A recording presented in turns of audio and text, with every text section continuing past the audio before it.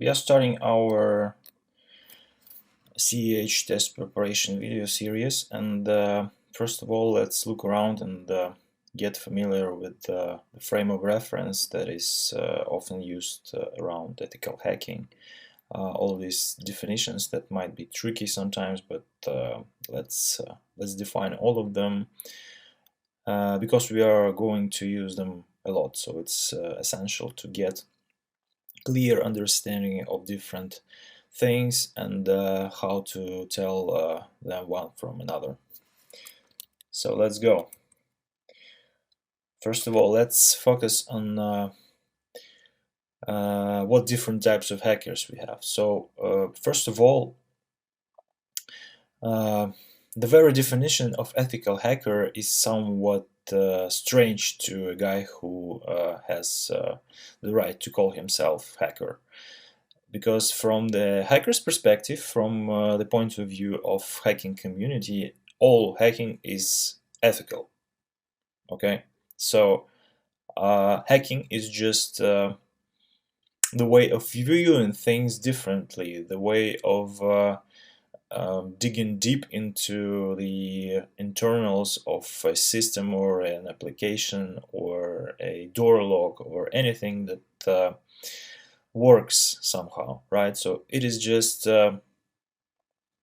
trying to understand better how things work, sometimes using the tools or techniques that may break things into parts, into pieces, right? So in this regard, any one of us, at least most of us, I guess, were hackers or are hackers in their day-to-day life. So as children, we, for example, often try to break things in order to get knowledge about how they work. And in this regard, the term hacker doesn't apply any moral or ethical load, right? So it's neither good or bad, so it's neutral, and thus we cannot assess its ethics. Okay. However, due to mass media, I guess, the term hacker became very much overused.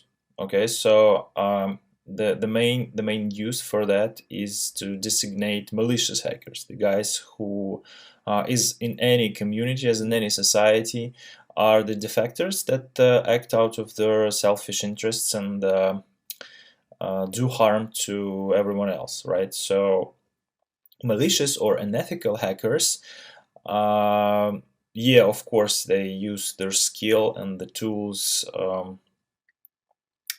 not ethically. So in order to differentiate from this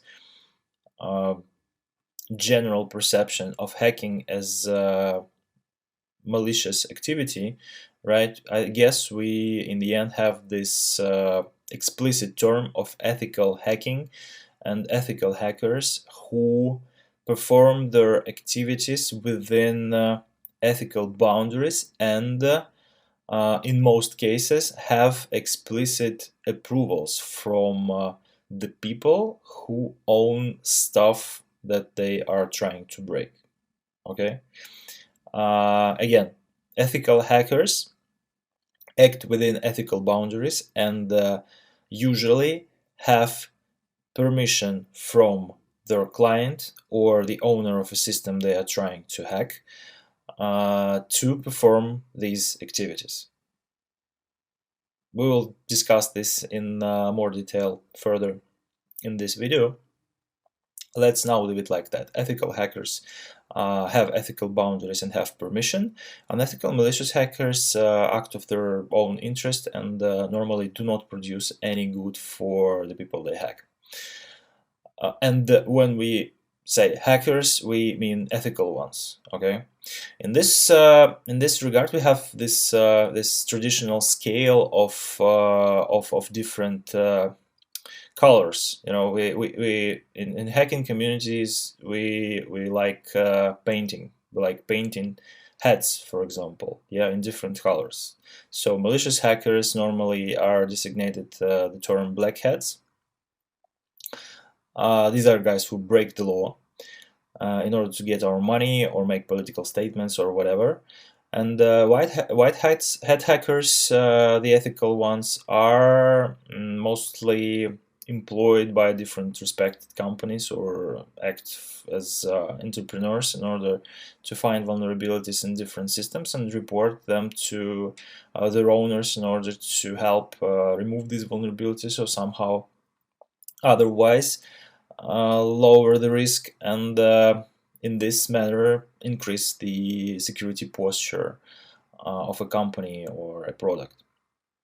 Okay, and there are also gray hats. These people are do stuff out of their self-interest, but they do not imply harm. Yeah, at least out of their intention. Yeah, so intentional harm is not on their agenda, but sometimes it happens. So gray hat hacking is acting out of other selfish motives and other selfish intensives than the black hat hackers use to motivate their actions, but still it can be harmful, and people just hack stuff in order to brag online or on some underground forums. Okay, what is certified ethical hacker? That is the program, the certification, basically, right? So everyone who is prepared well enough and can take a 4 hours long multiple choice question test consisting of 125 questions can be, after some paperwork, certified as a certified ethical hacker by EC Council, who operates and provides this program to the public. So what is this all about? It's about knowing how to hack stuff, how to do it ethically, and how to produce value, how to produce valuable reports that add security to the assessed products and systems and organizational processes.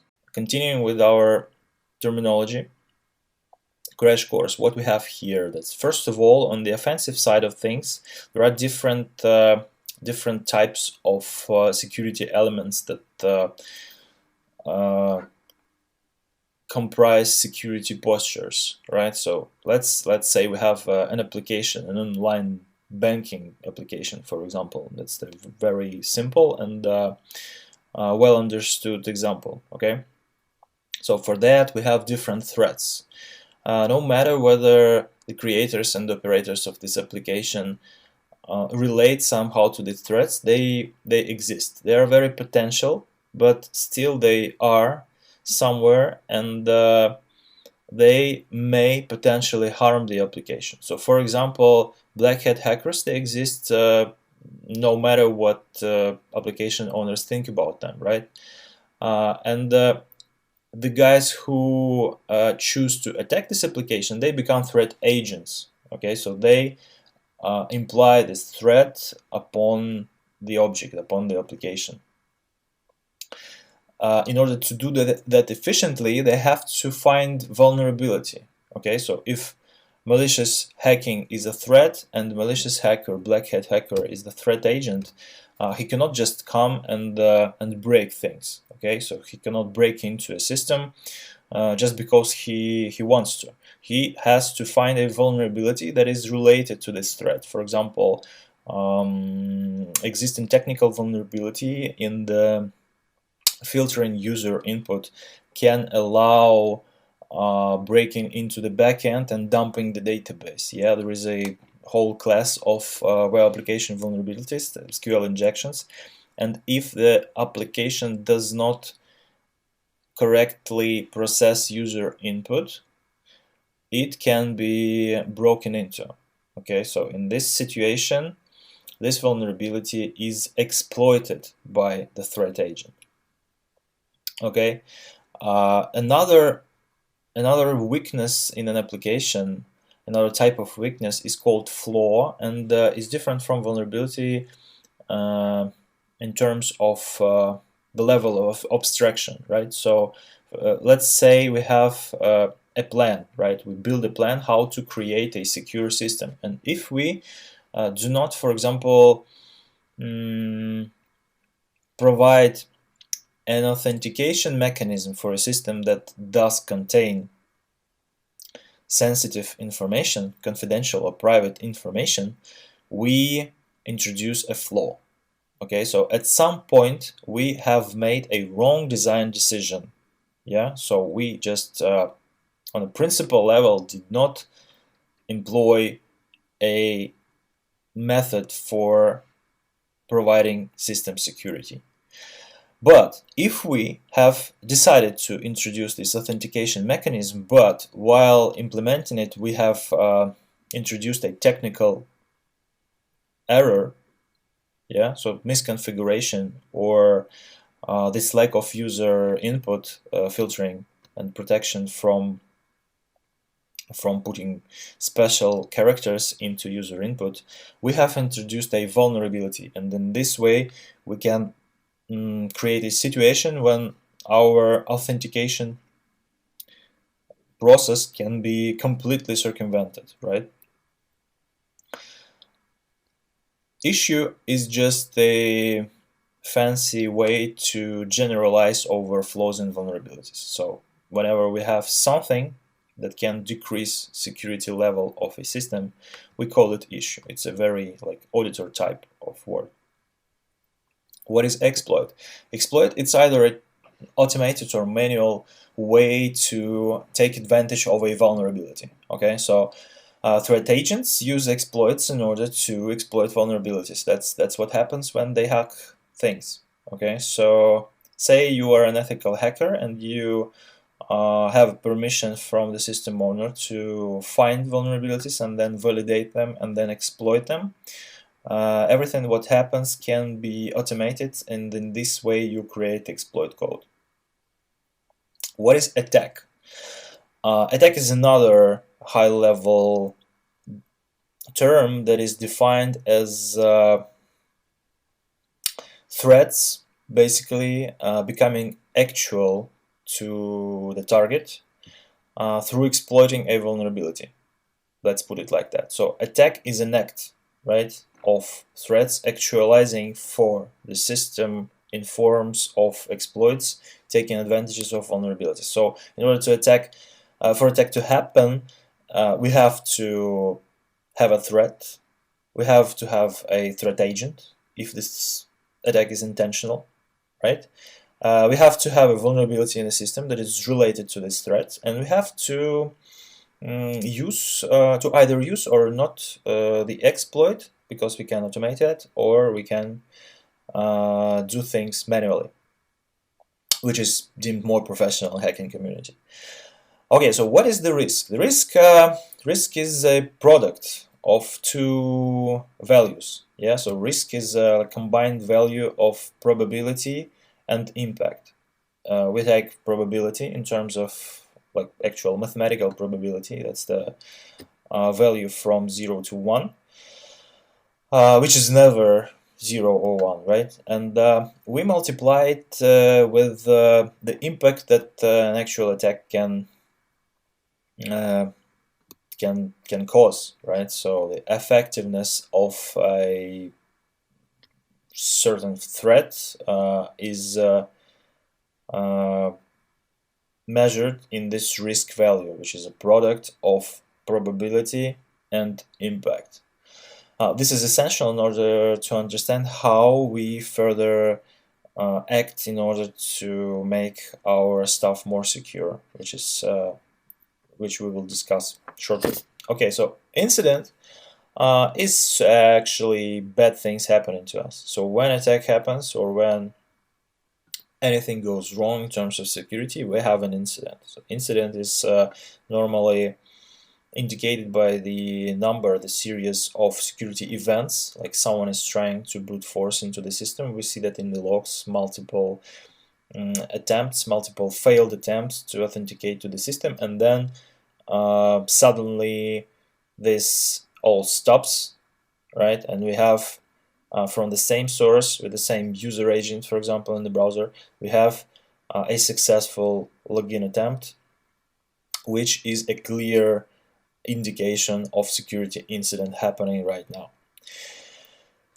Then we have positive things that affect the security posture, right? We have countermeasures or controls, which can be of three basic types. They can be either physical or logical or organizational. Yeah, so these physical or logical, also known as technical, and organizational controls, they are aimed at lowering the risk. Okay, so they do either decrease the probability of incident happening, or they limit the impact, or they do both to some extent. Okay, so the countermeasure or control is a way to limit the risk, to lower the risk. There are also either things you can do with risk. You can, for example, you can transfer the risk, right? You can just redirect all the losses to your insurance company if they will to sell you a product. Or you can just avoid the risk. For example, patching or applying security update to a technical vulnerability basically uh, lets you remove the risk altogether. There are certainly some other vulnerabilities, but the risk associated with this very vulnerability is removed. Okay, and of course you can just accept it. There are risks that are either very rare, so the probability is low, or they are very limited in impact, so you can just live with it for some time or forever. Okay, so let's go to what basically ethical hackers do in their career. Ethical hackers perform imitations of real-world attacks, but of course no one is interested in just getting the idea whether they can be hacked or not, right? So the binary answer of yeah, we have broken in, or we haven't broken in because I don't know, we had less money than expected for that, or we had less time than is required for that. Okay, that is not very interesting to the clients. So the work of ethical hackers is much more methodical than the black hats. Okay, so black hats just strike into vulnerabilities they know exist, and they just find them in the targets, and this is how they choose targets. Okay, basically they just know that something is wrong with the WordPress right now, and they target WordPress based websites. What ethical hackers do, they choose their targets based on their client relationships. Okay, so they find a sales opportunity, they pitch the idea of being hacked before bad guys cause you harm, and then they just perform a penetration test or security audit or security assessment. And they do that according to a certain methodology, because being methodical is very important in two aspects. First of all, everything you do should be repeatable. Okay, so the clients should have at least a theoretical ability to reproduce your actions. Okay, and they have to do that according to some methodology, because otherwise, if there is no methodology to follow, they will just rely on your word, and this is not very professional. And there are other implications of that. And the second thing is that there is different level of technical skill and experience in the industry. So using methodology basically lets us transfer a lot of work downstream in this skill tree, okay, from more experienced guys to less experienced guys, in order to uh, uh, give them incentive to do more different job, to do more difficult job, and in this way progress and get experience and become those more experienced guys. So methodology is how we formulate what we know, what we can do, to the people who are just very new to that and are in the beginning or halfway to us in this role. What is the difference between security audit, security assessment, and penetration test? These are just different things we can do about a system in order to assess its security level. Okay, but that's very important to understand that security audit, just based on the definition of a word audit, is not a pen test or assessment. It's a very specific thing that is related to the previous history. So every time we use this word audit, we mean that we review previous history. We review some period of time and we make conclusions, not just assumptions. We make specific conclusions that are proven by the evidence that we collect that something was going on for a period of time. For example, we have a control, authentication control, access control, right? And we review the access logs and we conclude that this control was active continuously during last year and was effective, and no one was going in uh, other than using this access control mechanism. Yeah. What is security assessment? That's a different thing, simpler one actually. That's just understanding what's going on right now, so taking a snapshot in time and assessing the posture of a system. Yeah, so in this way, for example, auditing is different from PCI DSS like security assessment. Yeah, so QSAs are called that for a reason. They are not auditors, they are qualified security assessors who are going in and seeing things and making conclusions about what's going on right now. They are not very much interested in what was going on before they came in, right? They are interested in what's going on right now, and for that, just for example, as part of the job, they verify whether penetration tests took place regularly. Okay, so they want to know whether right now there is a progress on a previously issued penetration test report. So you just have to show it to them, and they just see what's the results. But they are not interested whether everything is fixed. You have to be it has to be a work in progress right now. Okay, so what is penetration test? It's a test, first of all. So it's something very interactive. We are issuing signals and seeing how systems or people are reacting to them. Okay, so that's very much as testing anything, just producing some impulses and assessing and observing the results. So we are interacting with an object, with the target, in order to understand how it reacts to different types of attacks. We generate these attacks and we understand how system reacts to it. So if the reaction is appropriate, we conclude that the security posture is okay. If the reaction is not appropriate, is lower than expected, we conclude that there is a security issue, we dig deeper, we understand what's the vulnerability, and create a recommendation on how to remove it or how to make things more secure after we go away. So penetration test is interactively testing the system in terms of resilience and resistance to security threats / attacks. Okay. What is assessment scope? This is something very general, and it relates to any type of security assessment, right? Including penetration tests and security audits. This is some boundaries in time-space that define what is going to be assessed. So, for example, it's an area, or it's a name of a company, mentioning that any IT asset of this company is within the scope, or it's just a wildcarded DNS name, okay, or a explicit list of IP addresses or URLs or API calls, whatever. So it can be very different.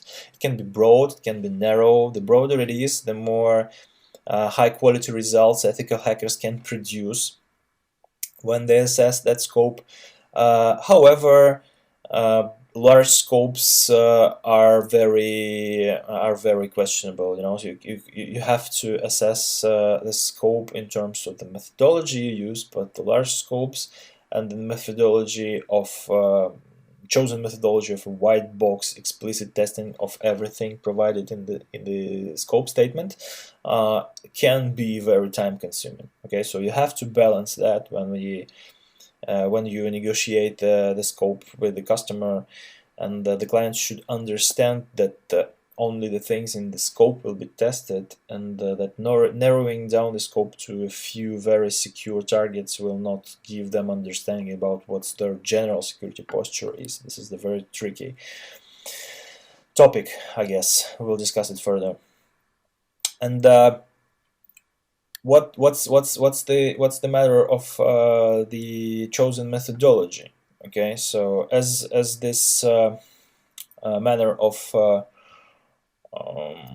coloring of painting hats in different colors shows you, security professionals like to paint, and different methodologies normally fall down into one of three categories. That's either black box testing, or white box testing, or something in between called gray box testing.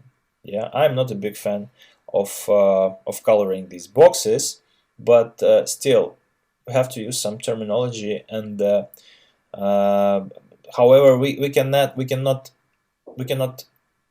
be sure, and we cannot guarantee that there is something on these edges, right? That there is a completely black box or completely white box, because there are always these gray areas. So anything we do is gray box naturally, but it's biased to either black edge or white edge of this security methodology scale. So what does it mean? Black box means, first of all, what we have zero knowledge about the scope when we start the assessment.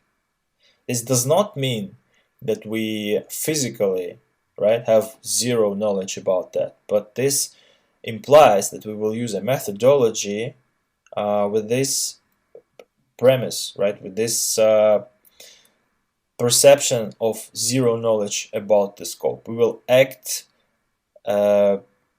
such as in a manner that implies that we don't have any knowledge. So we will have to go through all the reconnaissance stages, starting from zero knowledge, and show that, yeah, the data that we are using further in the assessment was obtained from the zero level, from the zero knowledge about the scope. This is very important in order to show the business risk, because if you just know something, we have to show that other people, that black hat hackers, can know that as well after some time googling or doing other type of open source intelligence. Okay. White box, on the other hand, is completely different thing. It means that we do not spend time on reconnaissance at all. We have unlimited knowledge about the scope from the very beginning. This normally implies the our ability to interact with any personnel involved in security operations. Yeah, so any developer, any DevOps engineer, anyone who can be reached and asked about different things about the scope will be reached and asked. Okay, so this is another extreme point. This is not possible normally, because for example, when we have white box testing, we mean that we can access the source code of any application. That is not normally possible due to some software products are off the shelf ones, and source code is not readily available. So yeah, we fall somewhere in between. We have some sort of a black box when we just explicitly define the scope, and we don't have any information about what's the operating system that's running on this specific host by this IP address. But we know the IP address or domain name. Okay, or we have a domain and we have to dig into it and retrieve all the hosts that belong to this domain and all the networks that they are in, and then we can scan these networks to identify additional hosts and verify whether they belong to the same company and so on. So yeah, this is quite tricky, but just to sum it up, we have different type of assessments and we have different type of methodologies that can differ from black box through gray box to white box. The most important thing in this job is producing actionable reports, right? So ethical hackers have to report clearly and in an actionable manner. What does it mean? From the beginning, I have to tell one very sad thing. Reporting is the least interesting part of the job. Okay, but still, it's almost the most important. Yeah, so no matter what hacking skills you possess, and no matter how much time and money you have invested into your skills and toolbox, producing clean and actionable reports is the most important thing in this job. So, what does a good report contain and what does it not contain? Okay, so first of all, it can be readable but by different audiences. That's very important because focusing on only technical things does not provide any business value because it has still to be translated by technically skilled people uh, to their bosses, their managers, and system owners in order to be useful. Okay, so any report has to have these different parts that are readable by different levels of audience. First of all, yeah, there has to be this statement about the scope limitations, about everything else that's just configures the assessment, right? Creates the impression of what this assessment was and what was the goal and what was the threat model and what level of the attacker we have imitated, right? So everything has to be described within one page just to give the understanding when it happened, who did it, and how, and over what scope. The second thing, maybe the most important, is this executive summary statement. Yeah, it should not be longer than one page, even if the rest of the report is 200 pages or 800 pages. That doesn't matter. This executive summary is what it is by definition. It's executive level summary of what happened. Yeah, so that's just a summarization of what is the level of the scope in terms of security. So everything is bad, or everything is okay, or everything is according to expectations, right? And why? Yeah. So this is not put into the wording like that everything is bad and so on. If it's bad, you can put it into more politically correct wording. For example, and we will discuss it in detail in further videos, but just to give you impressions how it should look right now, it should read that the level of security as a result of the penetration test has been concluded as that demands immediate improvement. Okay, so this is the most critical thing that you can say about the things that you have observed. Not everything is bad, but it requires immediate improvement because of we have effectively modeled an attack to the infrastructure that has resulted in complete compromise of corporate systems. So this is an executive summary that shows that everything is bad and demands attention of the highest management level possible. Okay. So this is what executive summary stands for.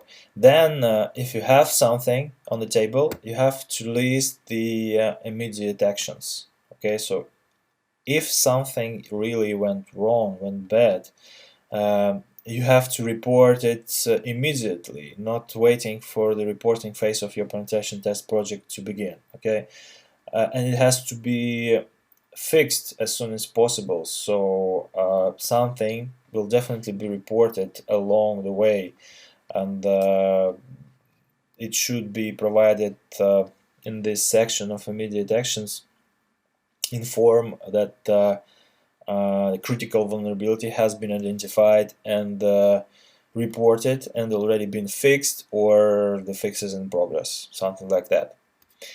Then you will have this attack narrative, for example. Sometimes we call it like that. So you just describe what you did in order to successfully penetrate the scope. Yeah, so this is the most interesting, right? The sexiest part of the report. You just provide evidence of what you did, what you accomplished, to showcase the business risk that is identified by this report and proven by your evidence. Okay, and then this technical report starts. This is the the longest part of the report that one by one describes the vulnerabilities that you have found, the proof that these vulnerabilities are valid, and the recommendations you provide in order for them to go away, how it should be fixed from your standpoint, right? So you have to remain objective. You don't know the agenda of internal political situation and the players in the company. You just technically provide the most effective way to get rid of these vulnerabilities as soon as possible. Okay, sometimes there is this very weird requirement to provide more than one recommendation, which is rarely logical. However, you can either fix stuff or you can create some compensating control that just prevents this stuff from happening. Yeah, so sometimes there is this requirement as well. And then some appendices, some information that makes reading the report more easier. Yeah, so for example, if you use some kind of risk assessment methodology to identify the risk of each vulnerability, you have to put it in there for the people to read and understand what's the math behind your risk level that you assign to different vulnerabilities. And just to give you an idea of how you can practice all these skills right now, yeah, assessing the systems given the permission of their owners, you can go and Google some bug bounty programs that exist. This is relatively new thing. Every high-profile target in the internet already has bug bounty programs. So basically, what it is, for example, you hack Facebook and you get rewarded if you found something. Yeah, or you hack Google or Instagram or virtually anything that has this bug bounty program announced, and there is a scope statement somewhere in the world on their website or on the website of the broker that collects these reports and summarizes them and transfers them to this respected entity that is declaring this bug bounty program. Okay, then a little bit of theory of all this. What's the different definitions of security features of systems or objects that we test, other objects other than systems that we test? So whenever we are talking about a security level of anything, we have to put it in some context. So security is not some general term. Yeah, it breaks down into very specific things, very specific features of things, of objects that we have to protect. And ethical hackers do that in trying to compromise these features. Yeah, to break things in terms of showing how to penetrate the system and then affect either confidentiality or integrity or availability. of the data or information or a system as a whole. Okay, so what is this confidentiality, integrity, and availability? CIA triad, as we call it sometimes. So confidentiality is a quality, a feature of information that is sometimes it's formally defined like this. Confidentiality is the absence of unauthorized access. Okay, so we ensure that no unauthorized access is uh, happening to the information or a system or anything, virtually anything. Okay, it's sometimes it's called privacy as well, but the main difference between privacy and confidentiality is that privacy is just the term that identifies secrecy when related to individuals, to people, right? And confidentiality is secrecy of corporate data, of business data, when we are talking about the business. Integrity is formally it's something as simple as lack of as absence of change, unauthorized change since the last authorized change.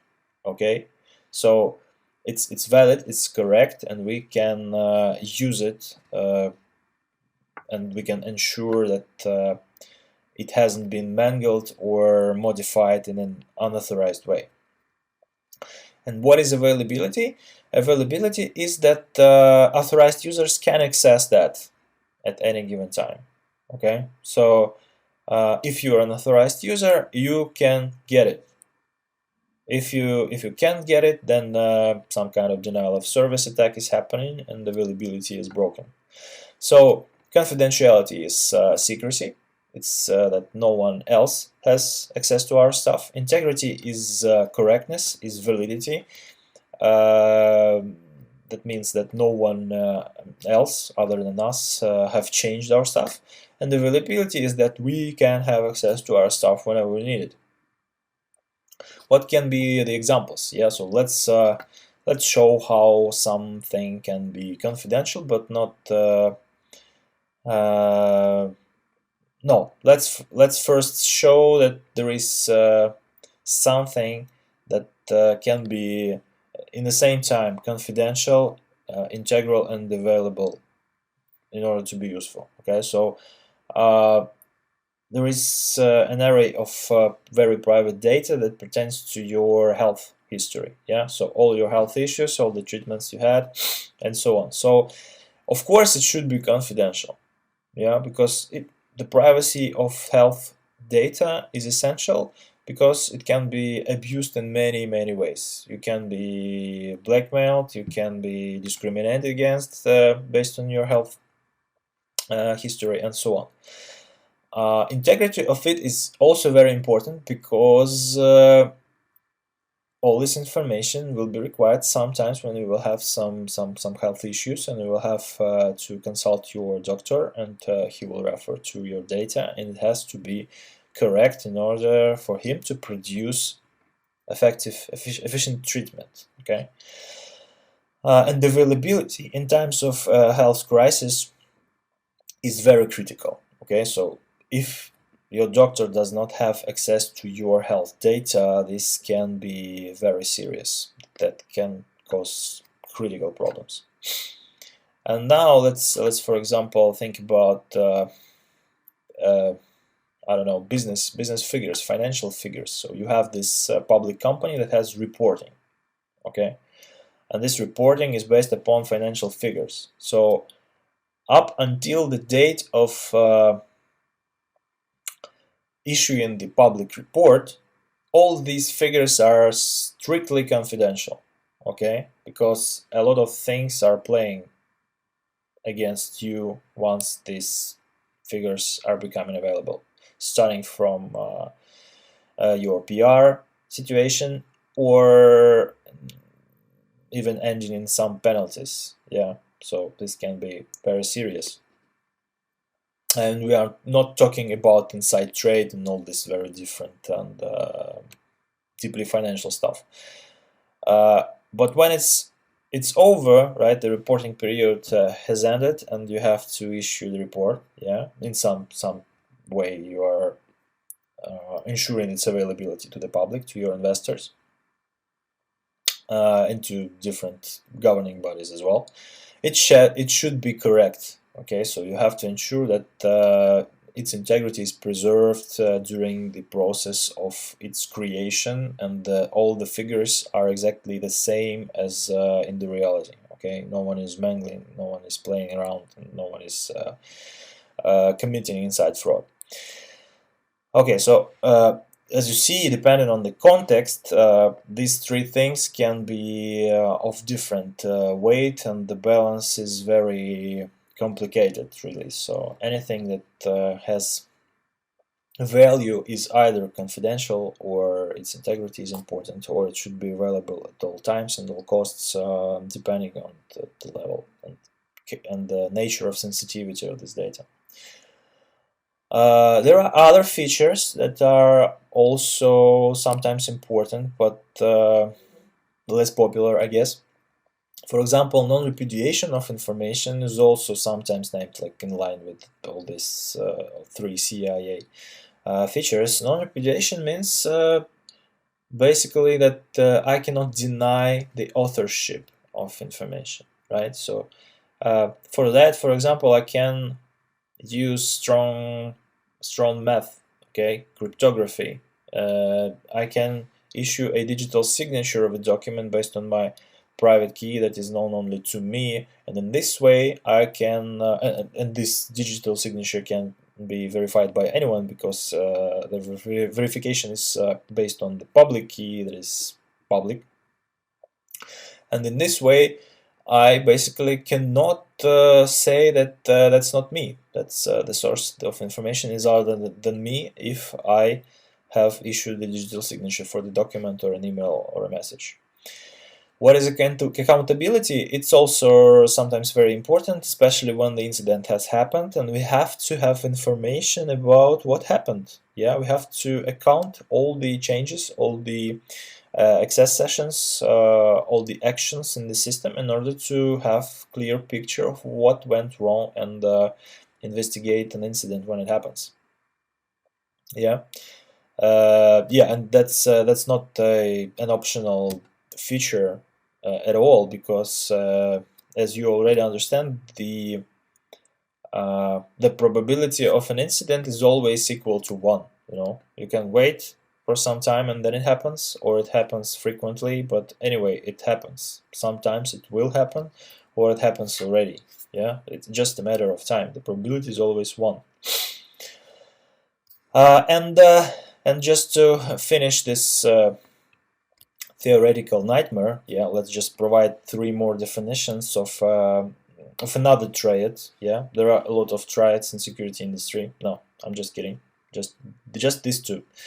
So the second one is AAA triad. It's authentication or access control, authorization, and accounting. Accounting, basically, just starting from the last one, is providing this accountability, that everything is recorded somewhere and there is a log that cannot be changed only by even by the system administrator or system owner. So there is a very fortified facility that collects all the logs, and we can refer to them anytime we need. Authentication is this process of verifying that users are who they claim to be.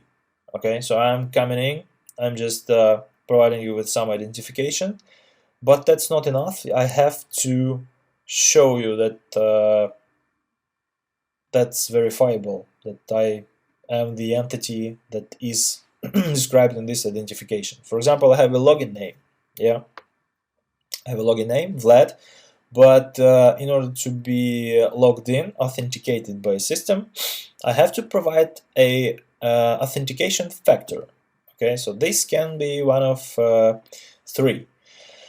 Something I can forget, something I can lose, and something I cannot change. Yeah, so that's just kidding again, but that's something I know, something I have, and something I am. Something I know can be a password or a passphrase. Something I have can be a token, or a mobile phone that will receive a one-time password via SMS.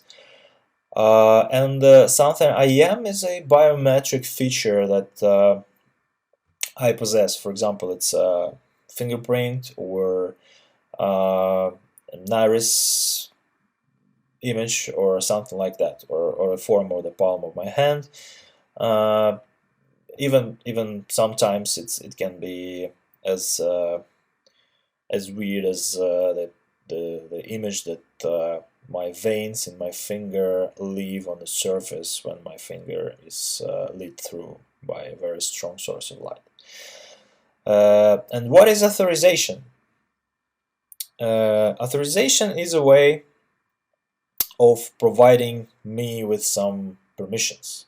Okay, so once I'm authenticated and this fact is properly accounted, yeah, in some authentication log, I have to be authorized in order to be differentiated against, right? What is my role in the system? Whether I'm just a regular user, or I'm a system administrator, or I'm some other, I possess some other role. That's normally based on the groups that my user account belongs to. So if I belong to domain users, I just can log in into some machines in the domain.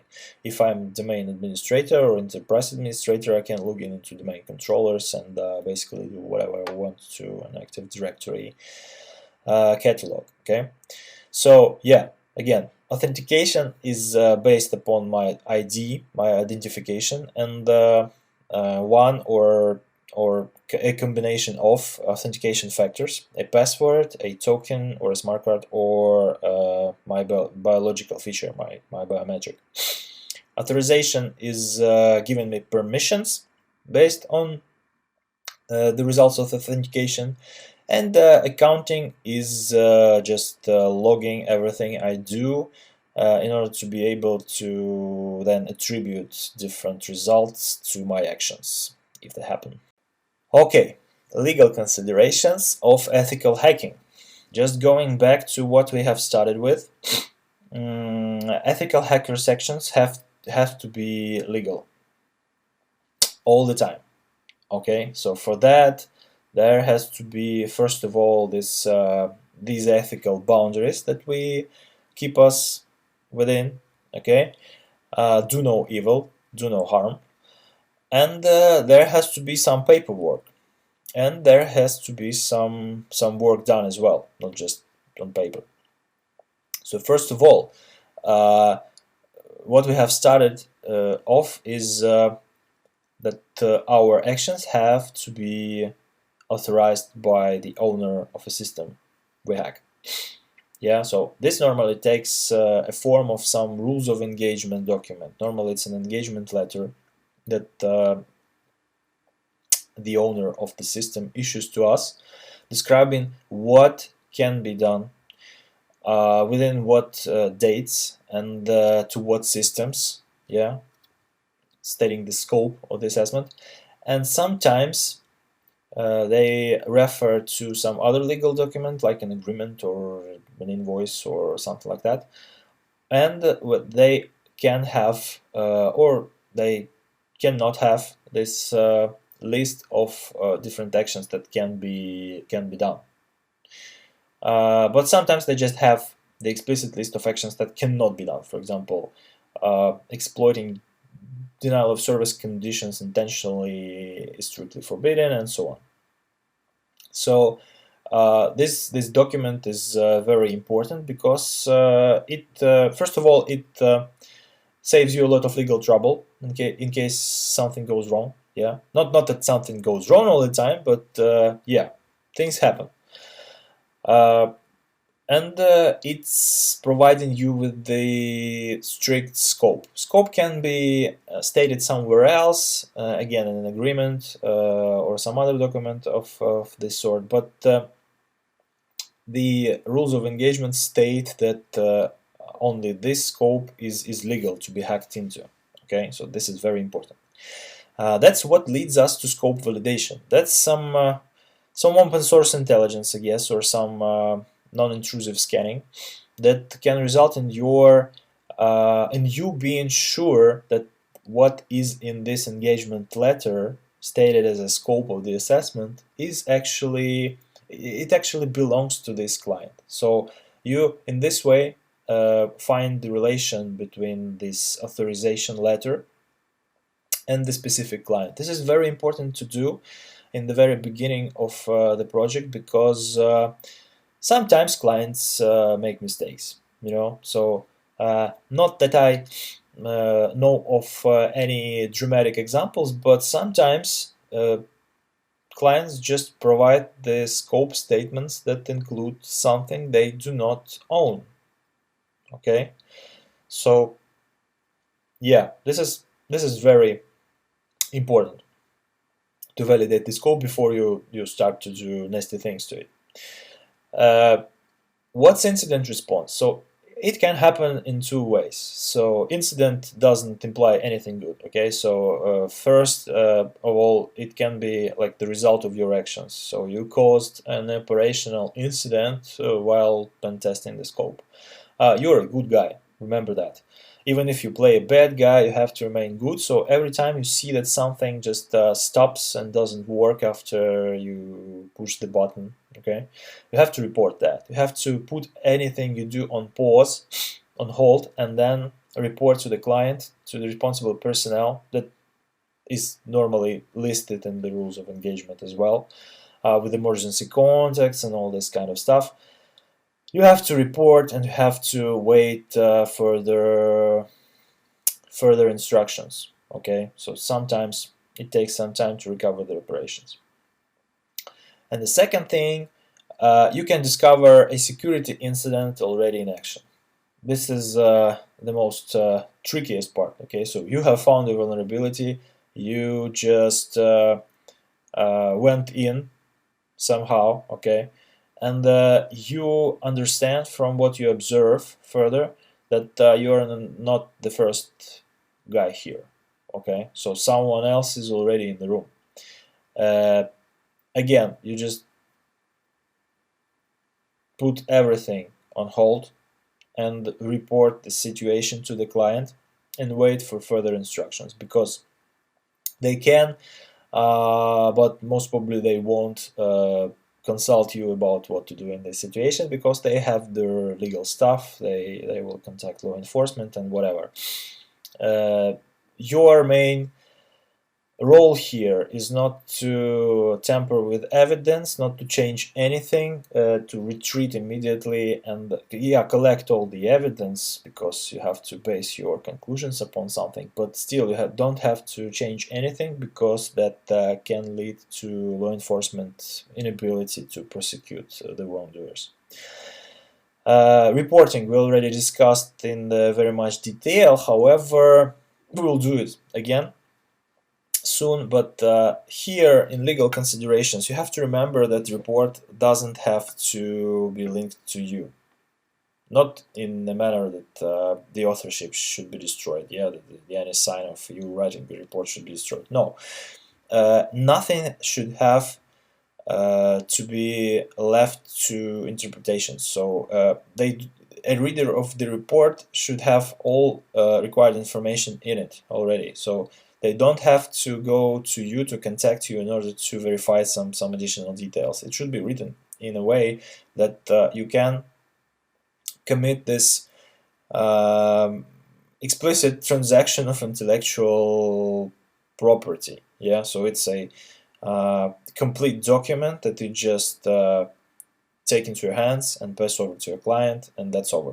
Okay, so that belongs to them right now, and there is no need to consult you to you will have different sessions in order to explain all the different details, and you will have multiple versions of a draft, but in the end you will have to be able to just make this over, and the client can benefit from your work just by reading the report.